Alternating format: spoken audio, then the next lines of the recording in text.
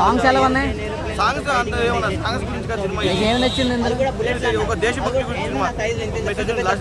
Fighting చేస్తారు మామూలుగా కాదన్న, వేరే లా అంటే హీరోయిన్ కూడా స్టార్టింగ్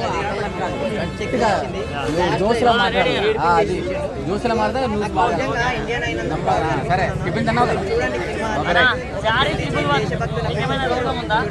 మీలో ఎవరికైనా ఏమైనా రోగాలున్నా, స్ట్రెస్ ఉన్నా, ఫైల్స్ ఉన్నా, ఏమున్నా కానీ సినిమా వచ్చి చూసానా అవన్నీ తగ్గిపోతాయన్న. ఎందుకంటే 2.5 గంటలు నవ్వి చేస్తామన్నాను. ఆ రేంజ్ లో ఉందా నా కామెడీ మాత్రం. ఇప్పుడు జాతిరత్నం చూసింటావు, మ్యాడ్ చూసింటావు, ఏమైనా చూసింటావు అన్న, కానీ ఇలాంటి సినిమా మాత్రం నువ్వు చూసింటావు అన్న. ఎందుకంటే వెన్నెల్లో కిషోర్ గారు మన పెద్ద మూవీస్ లో ఒక 10 నిమిషాలు పెడితేనే చాలు అనుకుంటాం, కానీ సినిమా మొత్తం ఆయననే కామెడీ పండించిందంటే నెక్స్ట్ లెవెల్ అనుకోవచ్చు.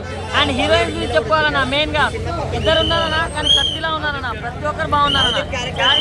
ఉంది కాబట్టి 3 హీరోయిన్స్ ఉన్నారనుకున్నా, కానీ 2 ఉన్నారు, వాళ్ళతో సరిపెట్టుకున్నా.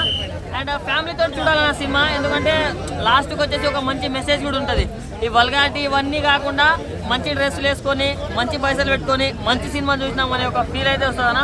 సో డైరెక్టర్ గారు ఎక్కడున్నారో తెలీదు, కానీ మీరు ఆయన పేరేంటి, కేవీఆ ఆయన పేరుంటుంది, జాతిరత్నం డైరెక్టర్, ఆయనని మించిపోతారని చెప్తున్నాను.